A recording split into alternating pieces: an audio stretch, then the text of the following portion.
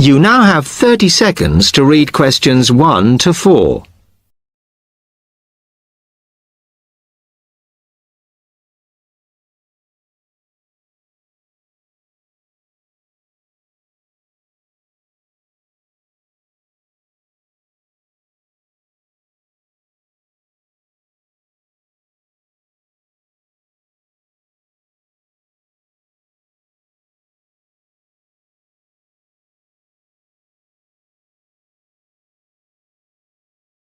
Now listen carefully and answer questions 1 to 4. Hello, I'm interested in buying a DVD player. Can you help me, as I don't know very much about them? Of course, we sell quite a range. Actually, we're doing a customer survey at the moment, so I wonder if I could fill in this form about you, and that will actually help me to advise you on the best DVD player for you. Oh, okay. First of all, your occupation. Student. Okay. Then, have you already got a DVD player? No, I've never had one before. Uh-huh. And how much do you think you want to spend on a player? I'm not sure, really, but I have got a budget. My friend said I should allow about £100, but I can't afford over £85, so that's what I'm working on. Mm-hmm. And do you watch DVDs very often? Depends what you mean by often. I don't know what the norm is. Is it about 2 a week? I suppose I watch 3 a month. That's enough for me. Yes. What sort of films do you like watching then? Action movies? Not really. Oh. My boyfriend always insists we watch science fiction movies, but I prefer thrillers. Something to get your teeth into. Okay, just one more. Do you watch other DVDs? Ones that are not films, like music or something? Not much, because I don't want to spend the money on something I can watch on TV, but I occasionally rent out comedy programs, and I fight with my boyfriend over all the sports DVDs he watches. You now have 30 seconds to read questions 5 to 10.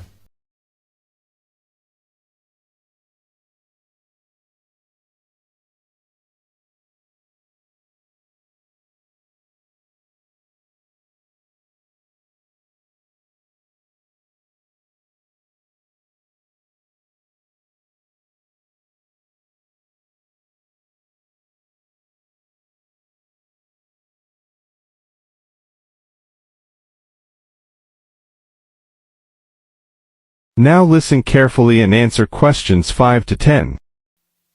Okay, let me explain a bit to you about the DVD players that are in your price range. First, there's the DB30, which has only got basic features, but it is a bargain at £69. Now, all the DVDs come with an after-sales service that starts when the guarantee runs out. As it's so cheap, the DB30 comes with a limited after-sales service, as it only includes parts. You would have to pay for most of the repair. Seems okay. Then, a slight grade up from that is the XL643. This comes with an additional feature in that it has an extra button allowing you to record. That's quite useful. Oh, yes. That would mean spending less on DVDs to watch. Yes, so you'd make the extra money back on it that it costs. Let me see how much it is. Yes, that one's actually reduced at the moment from £79 to £71.99. Oh. I think it's worth the extra myself. And is that the same level of after-sales service as the other one? Well, you get a bit more for your money because what we're offering is a discount on labour. So you don't pay the full price if you have to call an engineer out. I see. Then the last one is this Tri-X24. It's a very good player, and you can use it to listen to your CDs as well as watch DVDs. It looks nice, but I bet it's expensive. No, it's not top of the range. Let's see. Yes, it's £94. But what you have to remember is that that includes insurance, so you don't have to pay extra for that. And it comes with a guarantee that's valid for 3 years, as opposed to the usual one. What do you think? Maybe. That is the end of part 1. You now have half a minute to check your answers.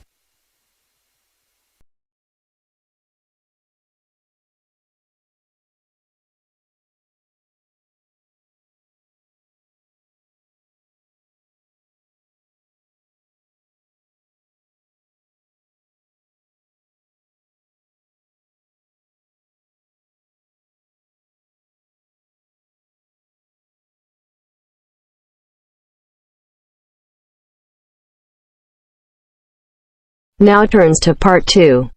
Part 2. Everyone knows that we have achieved a huge amount in terms of space exploration. First, you have some time to look at questions 11 to 16.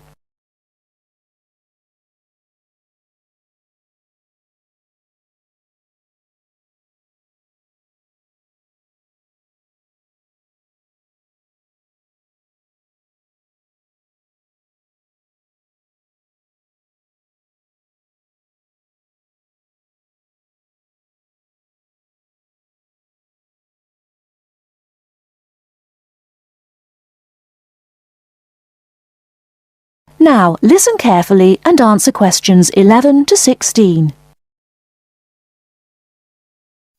Everyone knows that we have achieved a huge amount in terms of space exploration. The space race between ourselves and Russia went on for nearly 20 years, but we were the first to land a man on the moon. At that time, the space race was very close, and the Russians very nearly got to the moon before us. For me, the most exciting invention, and the invention that really showed we were ahead in the space race, was the reusable space shuttle. It was first successful in 1981 and has since been used on many missions. The reusable shuttle can carry astronauts on space missions and can serve as a laboratory in which to conduct experiments. It can be used to transport equipment to space stations or to collect or repair satellites. The shuttle carries between 5 and 7 crew members. When a mission is complete, the shuttle fires thrusters, which propel it back into the Earth's atmosphere. It then glides down to make its landing. Before you hear the rest of the talk, you have some time to look at questions 17 to 20.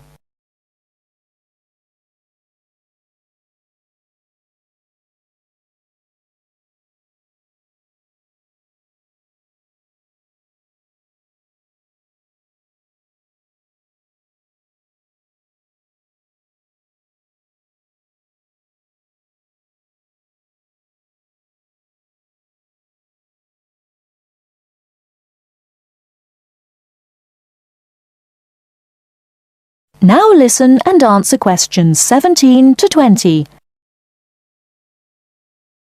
Although the remains of very early ovens have been found in many parts of the world, it was here that they were first used frequently in people's homes. In ancient Greece and in other parts of Europe and Turkey, people used ovens to bake bread. But it seems there was only one large oven that everyone shared. Here the remains of villages from 5,000 years ago show that each mud brick house was constructed with an oven, and that baking bread and perhaps cooking meat was very common. The ovens were made of clay and shaped like a beehive. Inside they had shelves, so that a number of loaves could be cooked together, and an opening at the bottom from which ash could be removed. That is the end of part 2. You now have half a minute to check your answers.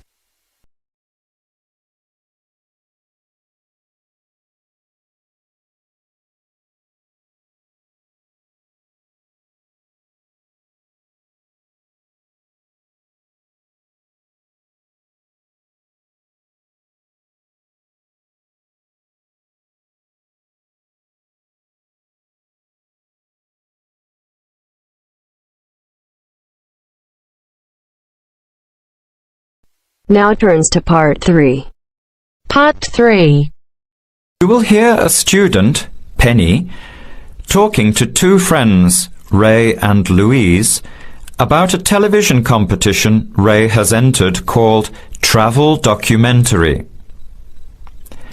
Before you hear the conversation, you have some time to look at questions 21 to 26.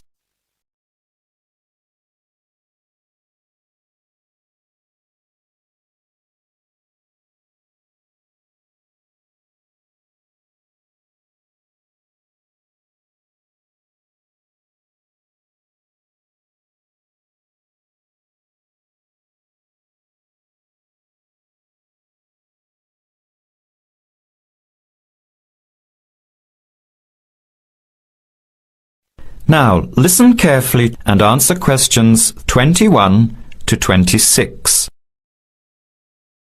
Hi, haven't seen you two in ages. What have you been up to? Hi, Penny. Ray is really excited. He's just been shortlisted for Travel Documentary. He could be off travelling around the world for 3 months. Travel Documentary? What's that? You've never heard of it? Don't you watch TV? Well, actually, no, hardly ever. Especially since I've started working on my thesis. I don't have time to breathe, let alone watch TV. So what's this all about, Ray? Well, actually, it's a competition run by public TV. It involves my two great loves, travel and filmmaking. Is it that program where people are sent around the world making documentary videos? I have heard of it. Fantastic! So you've been chosen? Not yet. I'm one of 34 selected for an interview next week, so I've made it through the first cut. Yeah, there were over 200 applicants from around the country. Pretty amazing, hey? Well, I've been lucky so far. What's the next stage? 13 are chosen from the interview to do a 4-week training course in documentary filmmaking. Then, the 8 finalists get sent off with a video camera to travel around the world. Sounds incredible. What's the catch? The catch is that every 2 weeks you have to send in a 10-minute video from a different part of the world. It's broadcast on TV along with the work of 3 of the other competitors and judged by a panel of experts and the TV audience. So you're under a lot of pressure. Wow, I guess so. You mean you're on television every 2 weeks? Yep, that's right. But first I have to be selected. Do you have to have any filmmaking experience to apply? Some background in photography or video making helps, but you're not supposed to be an expert. In fact, you can't apply if you've already worked in filmmaking. We all get the same 4-week course, so we start with the same skills. Can you go anywhere in the world you want? Each competitor makes up his or her own travel plans and has to get them approved. Before the conversation continues, you have some time to look at questions 27 to 30.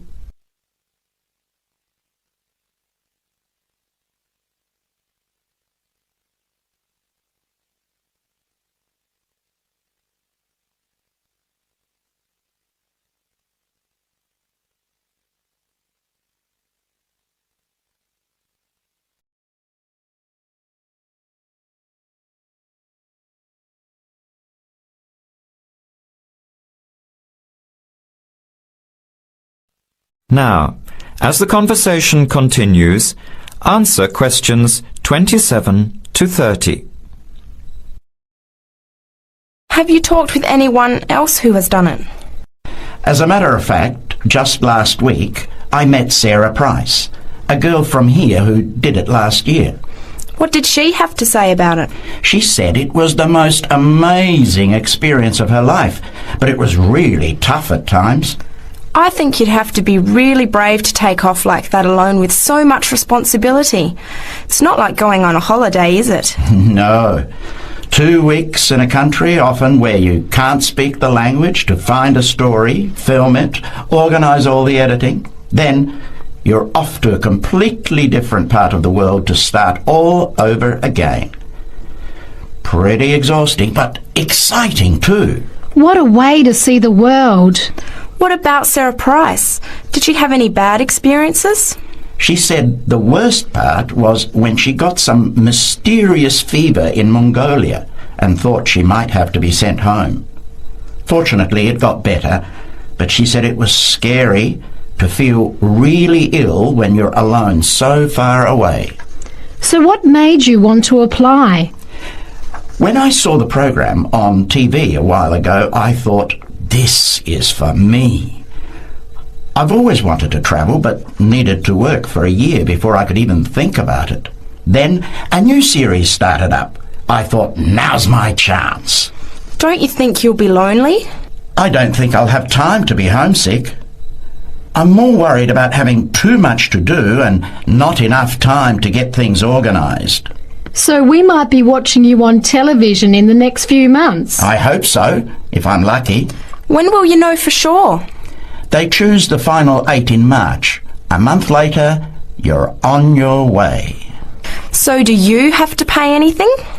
Nothing. It's all paid for. Course, camera, flights, accommodation and in-country travel. The budget is pretty tight though. No extras.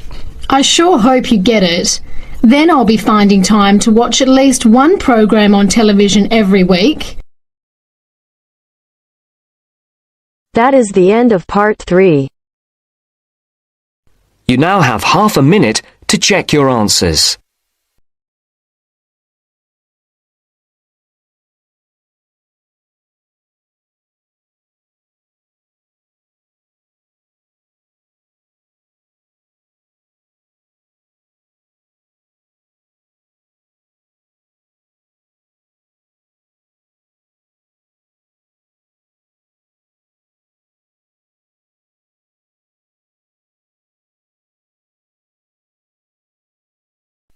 Now turns to part 4. Part 4. You will hear a historian giving a presentation about techniques to identify the origin of handwritten books from the Middle Ages. First, you have some time to look at questions 31 to 40.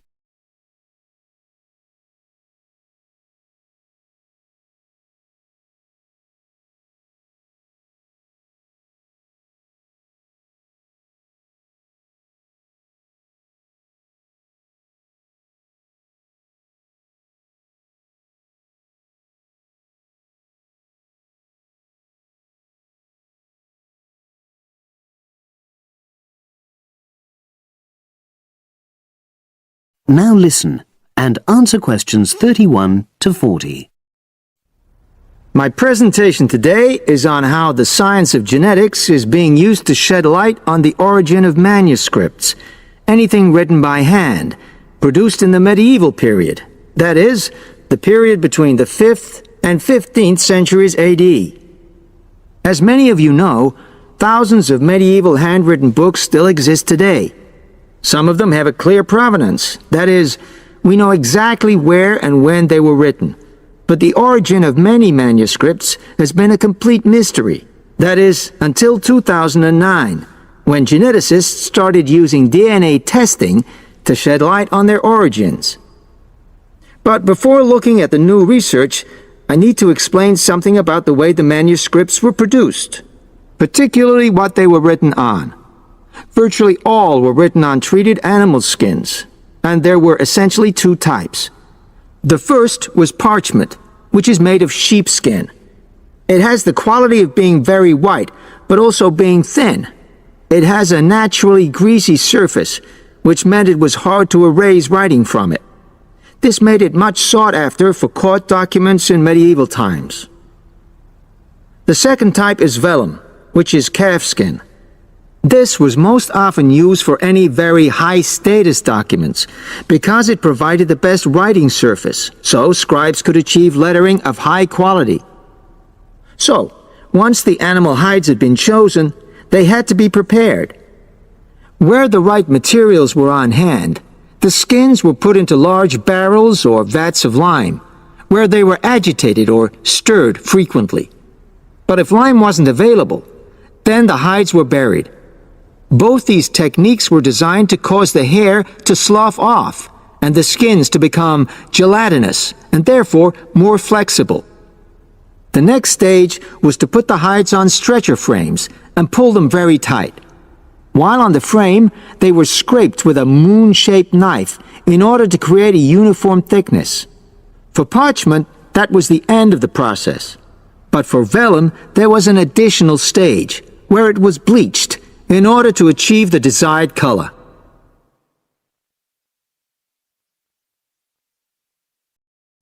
So, what does all this preparation mean for the quest to identify the origins of mystery manuscripts? Well, until recently, the only way historians and other academics were able to guess at origins was either through the analysis of the handwriting style or from the dialect in which the piece was written. But these techniques have proven unreliable for a number of reasons. It was thus decided to try to look at the problem from a different angle, to start from what is known, that is, the small number of manuscripts whose origins we do already know. Because these parchments and vellum are both made from animal hides, it was possible to subject them to DNA testing and to identify the genetic markers for the date and location of production. From this was created what is known as a baseline. The next stage was to test the mystery manuscripts, finding their DNA characteristics, and then making comparisons between the known and the mystery scripts. Genetic similarities and differences enabled the scientists to gain more information about the origins of the many manuscripts we had known virtually nothing about up to that point. Now you might ask, what are the potential uses of this new information? Well, obviously, it can shed light on the origin of individual books and manuscripts. But that's not all. It can also shed light on the evolution of the whole of the manuscript production industry in medieval times. And because that was such a thriving business, involving very large-scale movements right across the globe, the new data in turn help historians establish which trade routes were in operation during the whole millennium. Now, if anyone has any questions... That is the end of part 4. You now have half a minute to check your answers.